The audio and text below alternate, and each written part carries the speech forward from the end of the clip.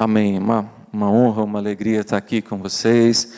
E eu gostaria de começar esse tempo lembrando do que aconteceu na semana passada, dia 31 de outubro. Você sabe que para nós é uma data fantástica, né?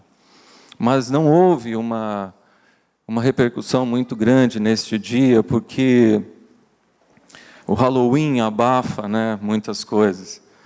Dia 31 de outubro de todo o ano, nós comemoramos o dia da Reforma Protestante, onde surgiram ali as igrejas, né, e os evangélicos saem daquele momento.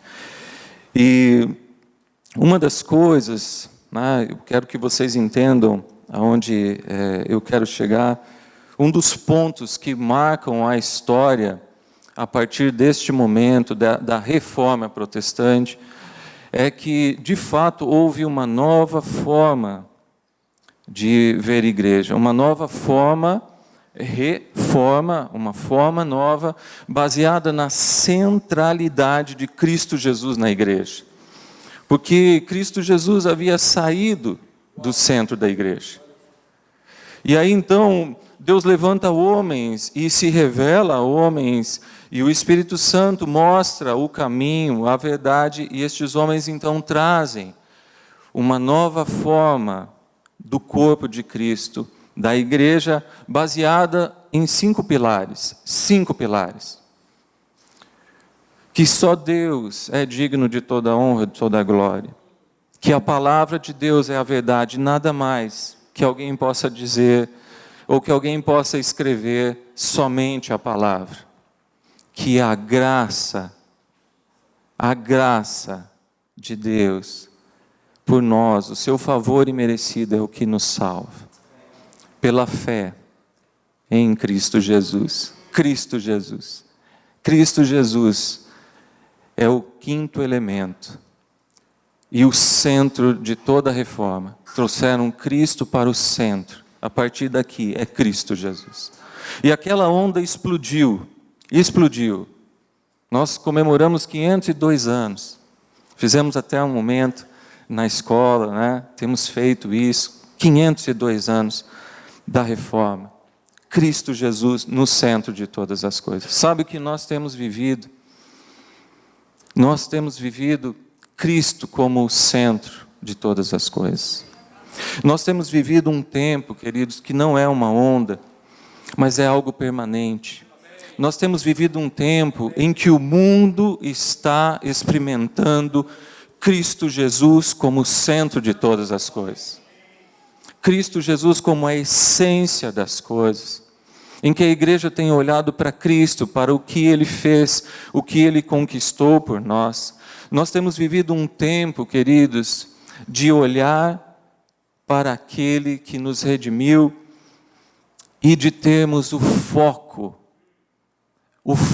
na verdade suprema. Cristo Jesus é o centro de todas as coisas. A centralidade do Evangelho está em Cristo Jesus. O Evangelho revela Cristo Jesus. Nós precisamos entender isso. Quando nós perdemos essa centralidade, o nosso foco vai para os nossos problemas, vão para as nossas dificuldades, o nosso foco fica em nós mesmos. Quando nós paramos de olhar para Cristo Jesus, nós enfatizamos até mesmo o nosso inimigo, colocando ele num lugar que não é dele, trazendo uma valorização sobre o que o nosso inimigo faz. Quando nós tiramos os olhos de Cristo Jesus, nós reiteramos valor ao pecado, nós reiteramos as questões ligadas ao que o inimigo pode fazer contra as nossas vidas. Nós ficamos num lugar de pensar e trazer à memória coisas que Cristo já conquistou, que Cristo já limpou, que Cristo já trouxe a solução, que Cristo já trouxe, já mostrou, já revelou a resposta. Porque a centralidade, o foco não está mais em Cristo Jesus. Até mesmo ficamos e permanecemos com os nossos olhos em liturgias, em maneiras, em modos, e aí paramos de olhar para Cristo Jesus. Neste momento da história, este momento da reforma foi um momento que foi estabelecido que Cristo é o centro de todas as coisas. E olhando para Cristo, a igreja viu tantas coisas maravilhosas, tantas ondas de avivamento, tantos momentos especiais, e nós estamos vivendo este momento. Nós não somos algo isolado no mundo, queridos. Se você olhar o que está acontecendo no mundo e por que está acontecendo no mundo, esta centralidade de Jesus na igreja, você precisa entender que Jesus está voltando. Que Jesus está voltando, sabe por quê? Porque Apocalipse diz que Ele vem para encontrar a sua noiva preparada. E se a igreja está preparada para o noivo Cristo, preparada para o noivo Cristo, quando ela estiver preparada para o noivo Cristo, Ele vem encontrar a sua noiva, a igreja preparada. Se o assunto é Cristo, a igreja está no ponto certo, está no caminho certo. Então nós não estamos vivendo uma onda, mas nós estamos dentro daquilo que Deus planejou para a vinda de Jesus, para que Jesus encontre a sua igreja santa, sarada, preparada para o noivo. E é por isso que nós temos pregado Jesus de uma forma muito intensa. Tudo o que Ele fez por nós, para que possamos caminhar com muito mais rapidez, sermos acelerados, como nós vimos, né, na nossa conferência, sermos acelerados para vivermos e desfrutarmos das coisas que Cristo já conquistou por nós. Amém, queridos?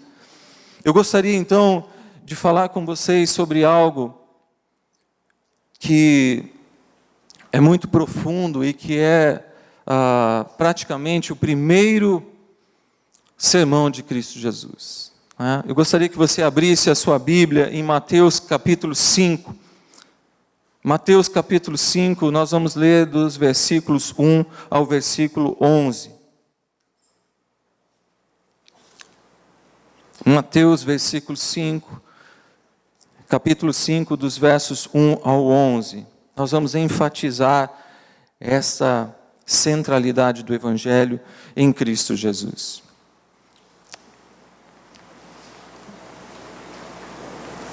Amém. Me acompanhem aqui na leitura. Jesus, vendo as multidões, subiu a um monte e, assentando-se, os seus discípulos aproximaram-se dele. E Jesus, abrindo a boca, os ensinava, dizendo: Bem-aventurados os pobres em espírito, pois deles é o reino de Deus. Bem-aventurados os que choram, porque serão consolados. Bem-aventurados os humildes, porque herdarão a terra. Bem-aventurados os que têm fome e sede de justiça, porque serão fartos. Bem-aventurados os misericordiosos, porque alcançarão misericórdia. Bem-aventurados os limpos de coração, porque verão a Deus. Bem-aventurados os pacificadores, porque serão chamados filhos de Deus. Bem-aventurados os que sofrem perseguição por causa da justiça, porque deles é o reino dos céus.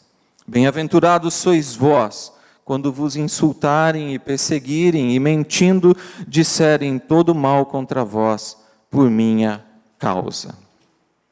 Amém. Este é o Sermão do Monte. Você já deve conhecer este trecho da Palavra de Deus. É um sermão clássico, muito pregado. E eu gostaria de enfatizar aqui algumas coisas. Jesus acabou de declarar que o reino do seu Pai, o reino de Deus, chegou. Ele acabou de declarar ali no capítulo 4, que o reino de Deus chegou. É chegado o reino de Deus. E aí então ele começa a pregar, ele começa o seu ministério, e ele começa a pregar, e ele então para num monte. Ele para num monte, ao redor ali, né, de Cafarnaum, a cidade em que ele foi morar, E aí ele para neste monte e as multidões que começaram a se aglomerar, começaram a segui-lo, param junto deste monte, cercam ele. Os seus discípulos e outras pessoas, visitantes ali, né, das cidades que cercavam, das cidades que rodeavam ali o mar da Galileia, estavam ali. Tá? E aí Jesus, a palavra de Deus fala que Jesus, abrindo a boca, os ensinava dizendo. Naquele momento Jesus vai proferir esse sermão, e alguns estudiosos falam que a tradução pura para abrindo a boca é que Jesus falou demasiadamente alto. Então Jesus falou num som alto, ele falou bem-aventurados, e aí começou a falar. Falou forte, falou para que todos ouvissem, ele falou de um ponto onde as pessoas estavam ouvindo. E aí Jesus fala, bem-aventurados. Ele começa a trazer algo que contrapõe os valores do mundo. Ele começa a chocar aqueles mestres da lei com a sua visão de quem é feliz, de quem é bem-aventurado. A palavra bem-aventurado significa uma pessoa que é muito feliz, que é duplamente feliz nas suas raízes, né? Grego e hebraico, que é afortunado, que desfruta de um bem-estar concedido por Deus.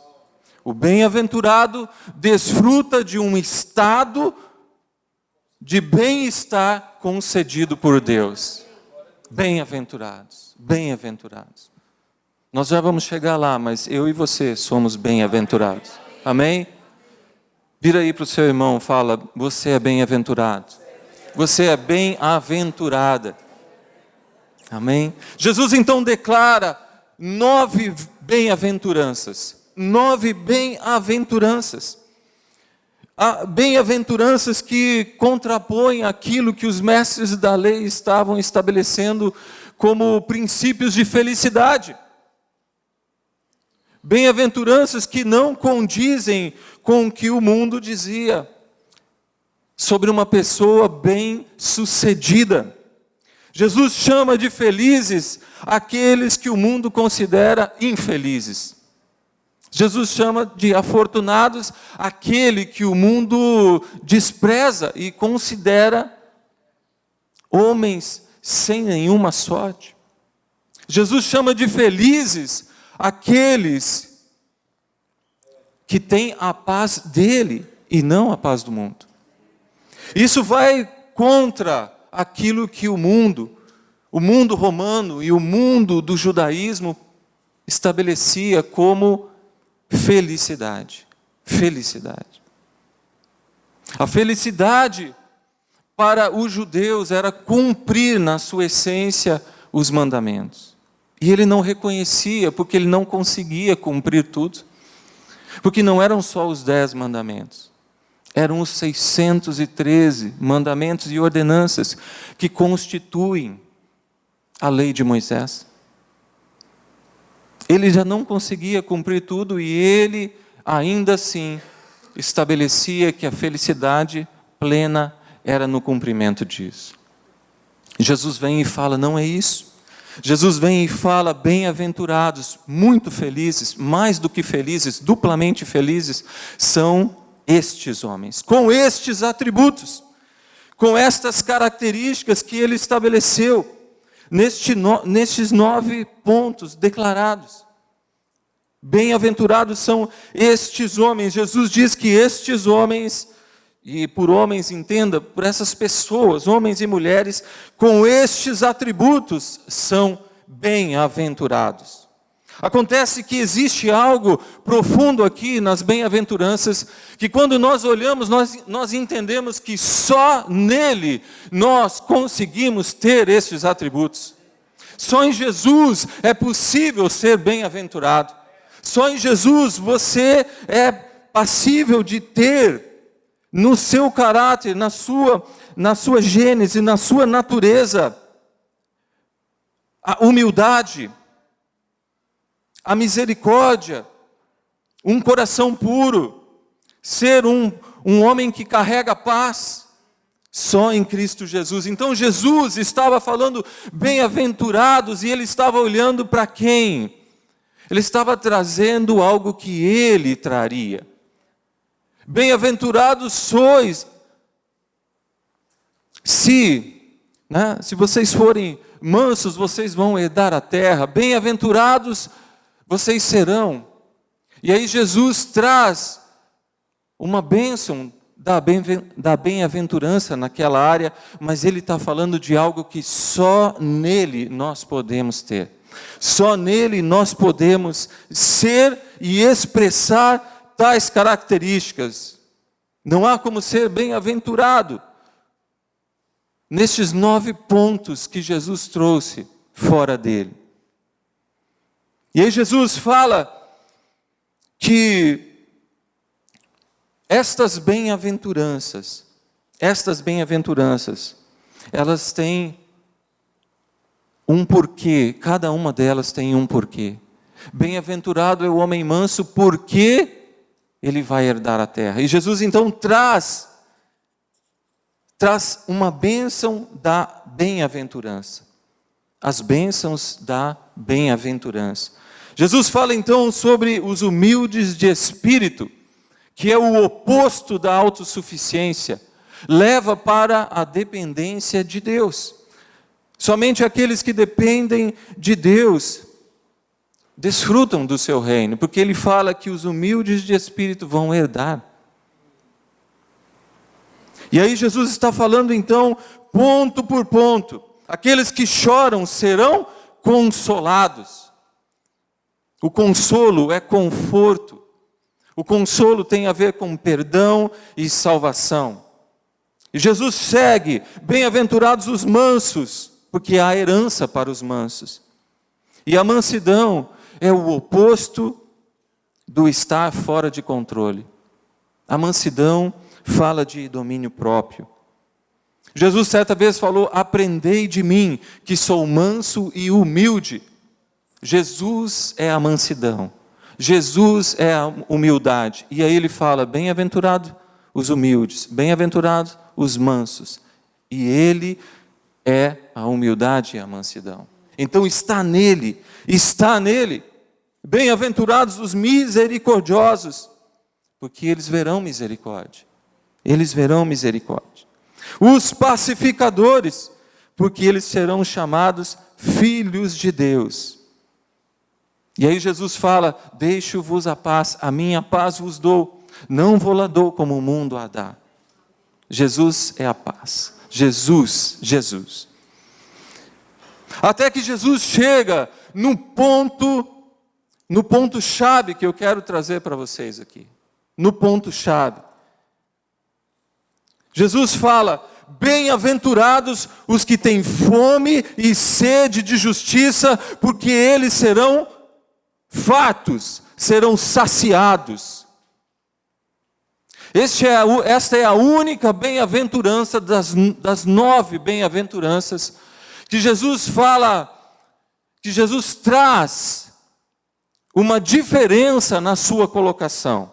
E Jesus fala então, aqueles que têm e traz 2 sentidos da natureza humana, coisas muito importantes. Aqueles que têm fome e sede de justiça são bem-aventurados. Aqueles que têm fome e sede de justiça são mais do que felizes, são muito mais do que felizes. Aqueles que têm fome e sede de justiça desfrutam de um estado de bem-estar concedido por Deus. Fome e sede de justiça. É interessante que Jesus escolhe 2 palavras extremamente, que caracterizam extremamente as necessidades do homem. Fome e sede. Fome e sede. Você já passou sede? Você já teve fome? Talvez não. Mas sabe que é algo que nos angustia, é algo que nos move. A fome e a sede, ela nos move.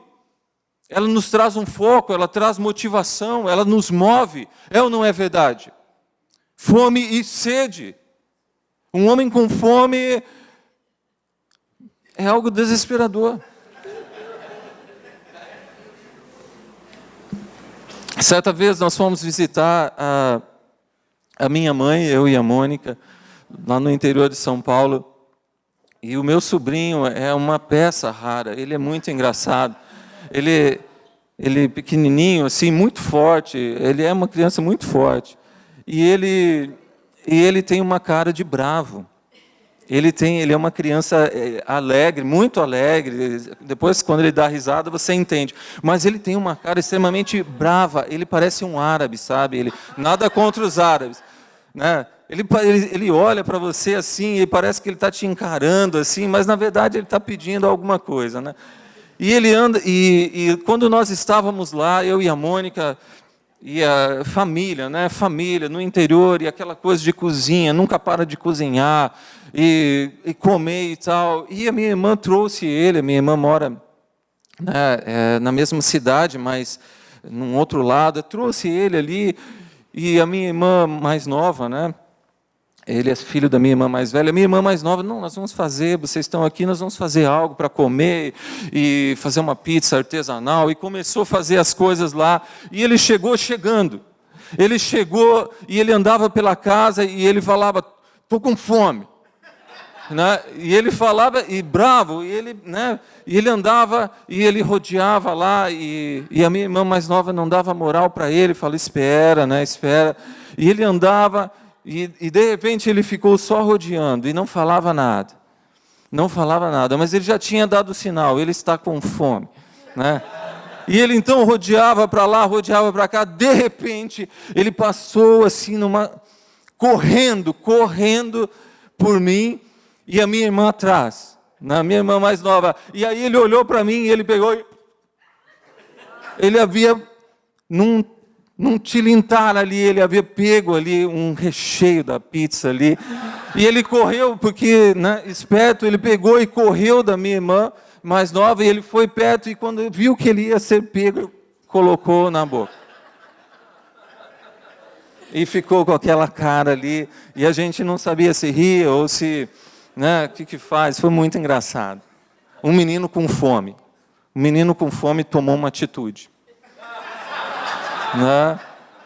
Um homem com fome, com sede, ele vai tomar uma atitude, ele vai pedir, não é verdade? Ele vai pedir, mas ele vai sair do estado dele, ele vai sair daquele estado, e é isso que Jesus está falando, bem-aventurados que têm fome e sede de justiça. E Jesus usa essas duas necessidades, falou, aquele que sai do seu estado, para buscar a justiça, ele é bem-aventurado. Para buscar a justiça, ele é bem-aventurado. E ele será para aquele que tem fome e sede de justiça. Há algo que contrapõe isso, ele será saciado. Ele será farto, saciado. Dá para entender, queridos? Ele será saciado. Jesus está falando isso, está declarando, e esta é uma promessa. Aquele que tem fome e sede de justiça será saciado, ele será farto. Farto. Jesus não está falando sobre vingança e nem sobre juízo. Jesus não está falando da justiça que demonstra o resolver as coisas da maneira como você quer resolver. Logo depois, nós temos a confirmação disso. Mateus 6, versículo 1, Jesus fala, guardai-vos de exercer a vossa justiça diante dos homens. Logo depois, o capítulo 5 de Mateus, Jesus está pregando as bem-aventuranças, e logo depois ele fala, guardai-vos de exercer a sua própria justiça. A sua própria justiça. Porque Deus vai manifestar a sua justiça. Deus vai manifestar a sua justiça. E aí então, ele fala, porque este homem tem fome e sede de justiça, ele é bem-aventurado, porque ele vai ser saciado e ele vai ser farto. Mas quem é que vai saciá-lo? Quem é que vai fartá-lo? E aí Jesus conta uma outra parábola mais para frente. Lucas capítulo 18, versículo 2 a 8. Lucas capítulo 18, versículos 2 a 8. Vamos entender isso. A palavra de Deus diz o seguinte: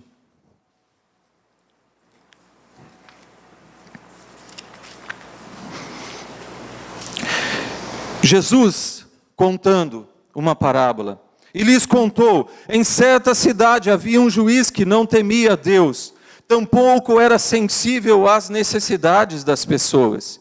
E havia naquela mesma cidade uma viúva que frequentemente se dirigia a ele, rogando-lhe: faze-me justiça na causa que pleiteio contra meu adversário.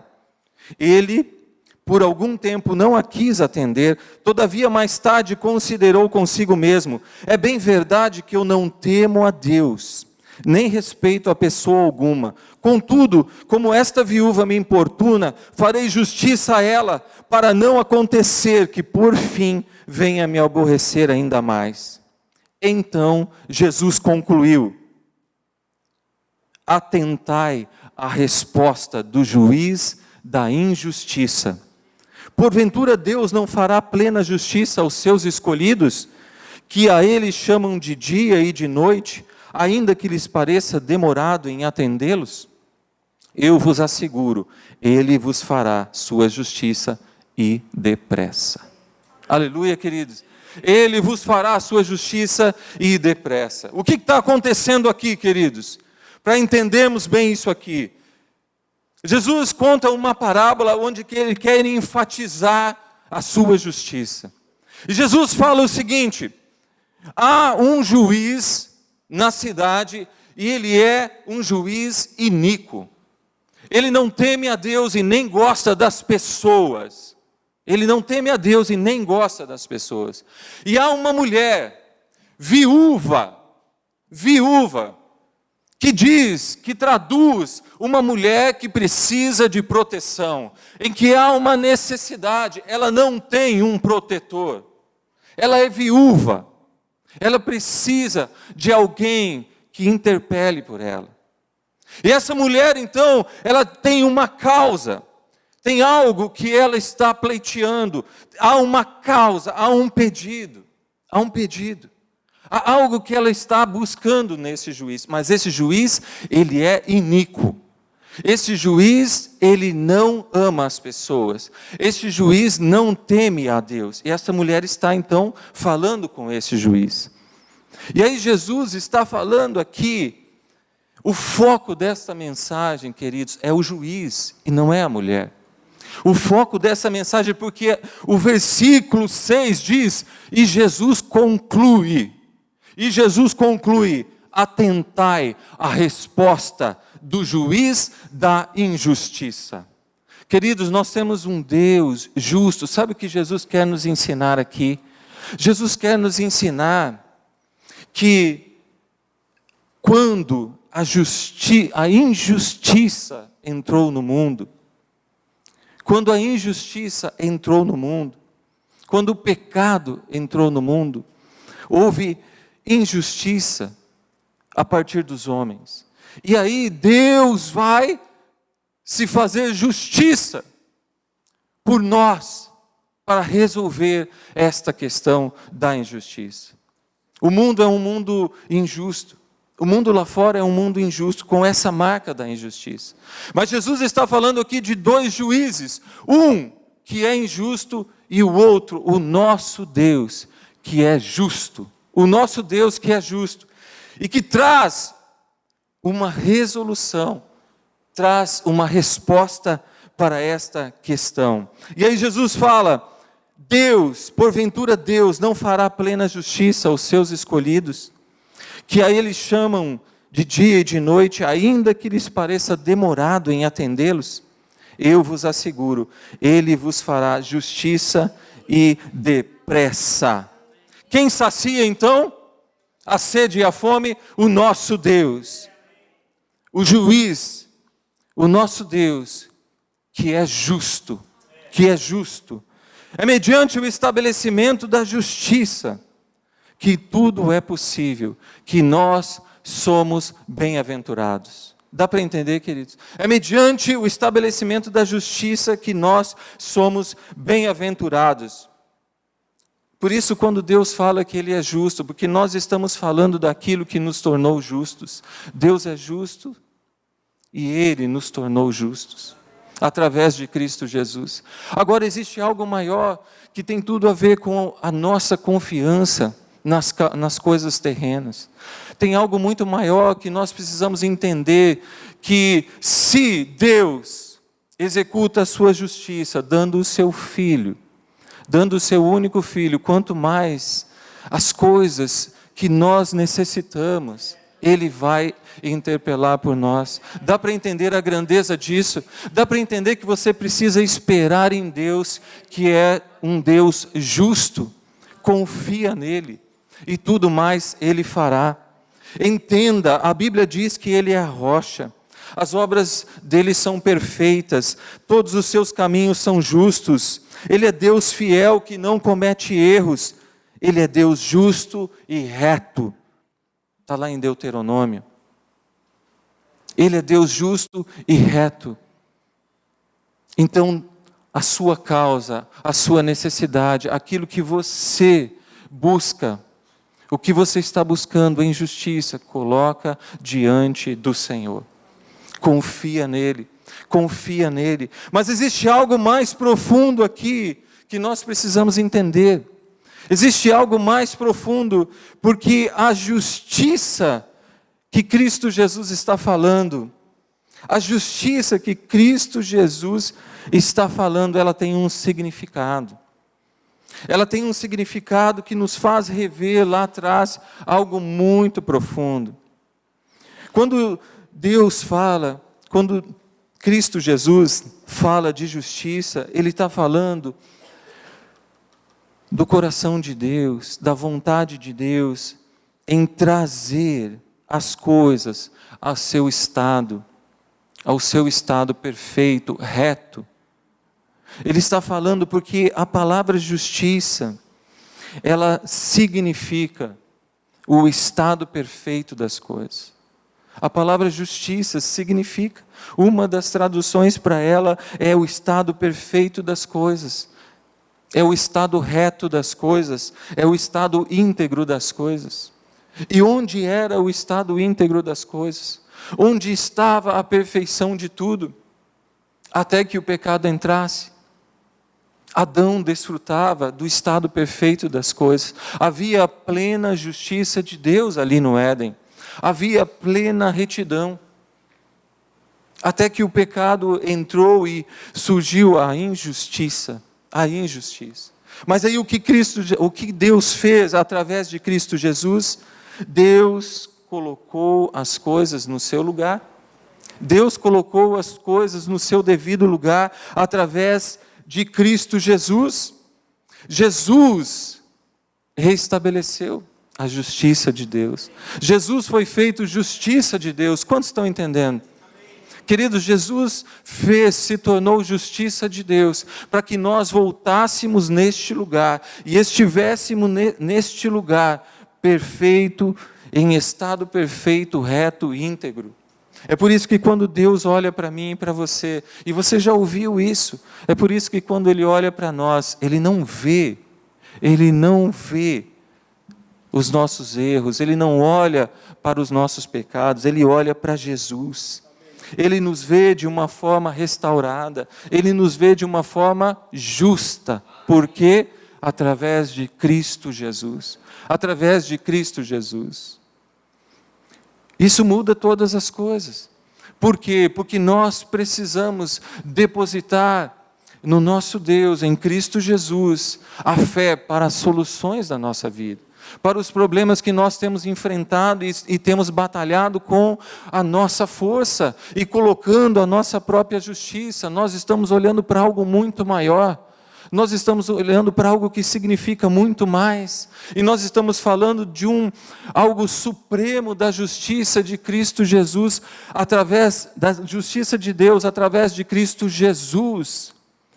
E eu quero que você lembre disso para entender que as tuas causas, elas são as causas de Deus. As tuas causas, Deus se importa com as suas necessidades, problemas e aquilo que você está pleiteando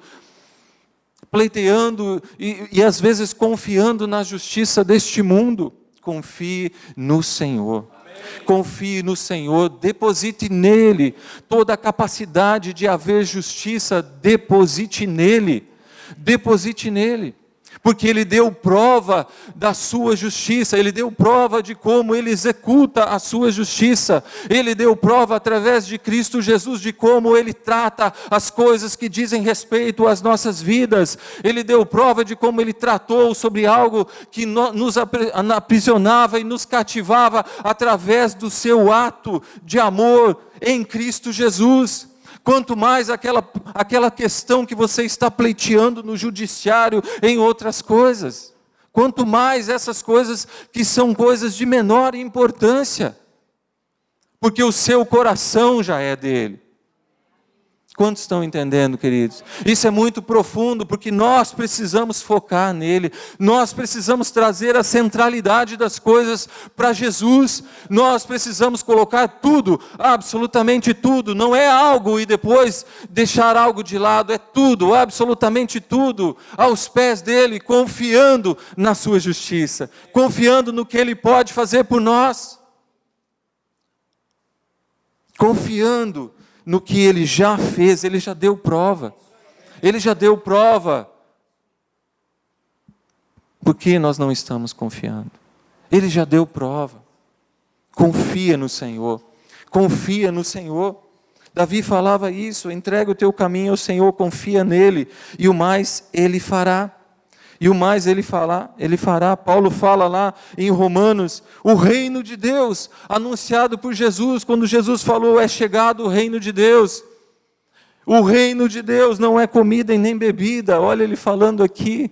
E Jesus usa a questão da fome e da sede para você buscar essa justiça. Esta ênfase para que você se lance em Deus, na busca de estar neste estado perfeito, em que Ele já fez tudo para estarmos neste estado perfeito. Então ele fala aqui, o reino de Deus não é comida nem bebida, é justiça. É justiça. Ele começa falando que o reino de Deus é justiça. O reino de Deus é o quê? É justiça. Quem foi a justiça de Deus por nós? Cristo Jesus. O reino de Deus é Cristo Jesus. Nós estamos vivendo o reino de Deus? Nós estamos vivendo Cristo Jesus? Por isso que este tempo em que Deus tem chamado a sua igreja para viver a centralidade do Evangelho em Jesus, é desfrutar do reino, é viver o reino e viver as coisas que de fato importam, desfrutarmos daquilo que Ele já conquistou. O reino de Deus é justiça, estamos em Jesus, vamos viver o reino, é Cristo Jesus. Jesus trouxe o reino declarando, nós estamos vivendo o reino, e daí ele fala, o governo está onde? Nos ombros. O governo está nos meus ombros. Nós estávamos sobre o governo deste mundo. O governo deste mundo está nas mãos de um injusto, de Satanás, o governo deste mundo. Mas aí Jesus fala, eu trouxe o reino, e o reino é o seguinte, Cristo é o cabeça, o governo está nos ombros, e nós somos o corpo. Então, nós estamos carregando o governo. Dá para entender? Nós estamos carregando o governo. Então, no reino de Deus, nós estamos governando. Com Cristo Jesus sendo o cabeça, nós estamos governando. Dá para entender, igreja, o lugar que Cristo nos colocou? O lugar que Cristo nos colocou.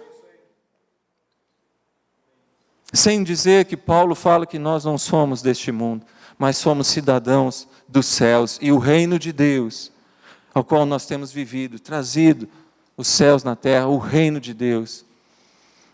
Nós temos uma posição de governo neste reino. E aí Cristo Jesus fala então acerca de buscarmos a justiça.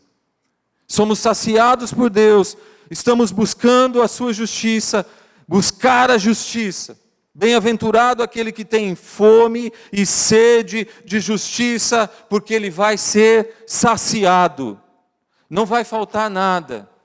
Você vai ser saciado. Saciado. Há uma outra versão que fala que você vai se fartar. Não vai faltar nada. Bem-aventurado é o homem que tem fome e sede de justiça, porque ele vai ser saciado. Eu e você, fomos saciados na obra de Cristo Jesus. É preciso entender que nós fomos saciados. Nada nos falta. Não há por que termos fome. Nada nos falta. Nós fomos saciados. Saciados com a água viva. Cristo Jesus, a água da fonte. Nós fomos saciados com o pão da vida, Cristo Jesus. Cristo Jesus, o nosso alimento. Dá para entender? Aquele que tem fome e sede, quem é a água é Jesus, quem é o pão é Jesus. Saciados em Cristo Jesus. Em Cristo Jesus. Queridos, enquanto nós resistirmos à centralidade das coisas em Cristo Jesus, nós não vamos desfrutar. E isso passa, nós estávamos conversando com os jovens ontem de manhã, isso passa pela nossa memória e pela nossa mentalidade que precisa sempre mudar. Sabe, queridos, nós temos memória. Você sabe disso, você tem memória, você se lembra quando você era criança, quando você brincava, você se lembra da sua história? Todos nós temos uma memória. Mas em Cristo Jesus, tudo que é uma memória se tornou em um testemunho. Tudo que é uma memória que possa se trazer a algum tipo de lembrança ruim se torna em um testemunho para a glória dele, para os feitos dele. Mas nós estamos livres de lembrar alguma coisa? Não, mas nós temos, através de Cristo Jesus, o poder de colocar as coisas no lugar certo. Agora, quando você traz à memória alguma coisa, quando você se lembra de alguma coisa, e isto bloqueia, isto resiste àquilo que o Senhor está trazendo, ao Evangelho de Cristo Jesus, você precisa então deixar aquela memória no lugar certo, colocá-la, deixá-la de lado. E é muito interessante como a nossa mente funciona, queridos. É muito interessante como ela funciona. Sabe como ela funciona? A própria psicologia explica isso. Tantos estudos sobre a capacidade da mente. Nós temos médicos aqui. Quanto mais nós fixamos os nossos olhos em algo, nós estamos nos alimentando de algo que nos traz algo que fica lá no nosso inconsciente. E de repente aquilo que é uma memória que nós vimos, ouvimos, passamos, ele vem. E aí então eu quero trazer algo que nós temos lutado e vivido isso, até mesmo, né, com alguns jovens nós temos conversado sobre, nós ouvimos tanta ênfase na nossa história como cristão, tanta ênfase no que o inimigo podia fazer, tanta ênfase no pecado, em que de repente nós estamos ouvindo uma palavra dessa, ou as palavras da conferência, ou outras palavras, o pastor Gabriel pregando, o pastor Paulo pregando, e de repente eu estou ali, e a minha memória está trabalhando. Quando é que ele vai falar de Satanás? Quando é que ele vai falar do inferno? Quando é que ele vai falar do diabo? Quando é que ele vai falar? Porque eu estou trazendo algo. Eu estou resistindo àquele novo, estou trazendo algo que está lá no meu consciente, porque de certa forma eu fui doutrinado, eu recebi tanto aquilo, tanto aquilo. Dá para entender, queridos? E esta renovação da nossa mente fala em que isto está sendo deixado de lado. Isso está sendo deixado de lado. Porque nós estamos dando lugar ao Evangelho de Cristo Jesus. Nós estamos dando lugar à fonte suprema. Nós estamos colocando tudo em Jesus.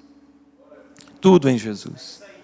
Nós, eu e você, fomos saciados por Jesus na obra dele. Na obra dele. A obra dele nos garante uma herança.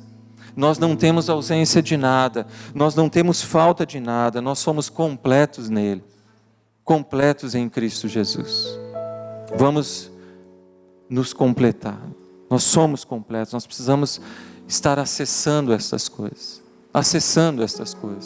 Sabe ali atrás, quando eu falei que você é bem-aventurado, você é bem-aventurado.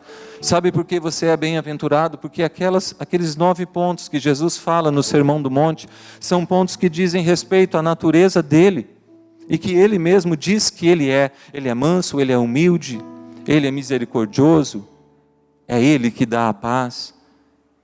Ou coisas que ele passou, a perseguição, a injúria, Jesus passou, que são as 2 últimas bem-aventuranças. Agora, se entendemos que morremos com Cristo, Romanos capítulo 6, e se entendemos que nascemos com Ele, e que somos um com Ele, o que está em nós? Todas essas coisas que nós estamos falando que um homem bem-aventurado é. Por isso que você e eu somos bem-aventurados em Cristo Jesus. Por isso que nós estamos desfrutando de algo, por isso que nós temos algo muito maior. Deposite a sua confiança plena no Senhor Jesus. Confie nele. Traga as coisas para a centralidade de Cristo Jesus. Traga Cristo no centro da sua vida. Cristo, o centro de todas as coisas. Tudo que Jesus conquistou é nosso. Você tem ouvido muito isso? Pois é por repetição. Paulo fala lá nas suas cartas, vai ouvir um monte até que você... Tem esse versículo lá, ele fala, eu não me canso de repetir, porque é bom. Paulo fala, e tem tudo a ver, como Deus nos conhece, como Deus conhece a psicologia, como Deus sabe das coisas, não é verdade, pastor Gabi? É bom, porque isso vai limpando, vai enchendo, vai mexendo, vai trazendo o novo, a nossa mente vai sendo renovada. Vai trazendo, o Espírito Santo vai falando, vai agindo. Amém? Quero te convidar a ficar de pé nesse momento.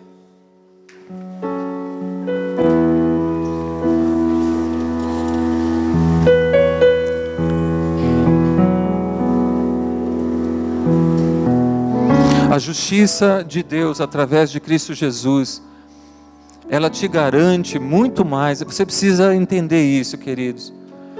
Ela te garante tudo e não só a salvação. É isso que nós precisamos entender. Ela garante todas as coisas e nós precisamos nos apossar disso. A justiça de Deus, Cristo Jesus, conquistou todas as coisas por nós. É por isso que eu estava falando sobre você confiar no Senhor através da sua obra de justiça. Porque você recebeu muito mais para ser desfrutado. A obra plena é a salvação, mas coisas fantásticas estão junto com esta obra. Você já está vivendo a eternidade. Você já começou a viver isso. E Cristo Jesus quer que você desfrute disso. Desfrute disso.